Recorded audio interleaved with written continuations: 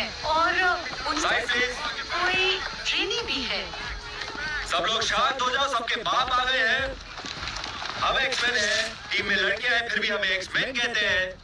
अब से हम भाई भाई। ए, आवाज नीचे। ये क्या कर रहे हो तुम? अपना काम।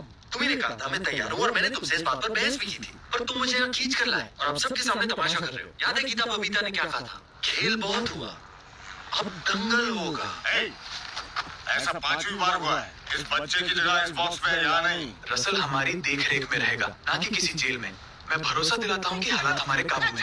हालात काबू कम बेकाबू ज्यादा लग रहे हैं Sharma ji. Oh I am so sorry Shukla ji. Danny, यहाँ सवाल मैं पूछूंगा पांडे जी।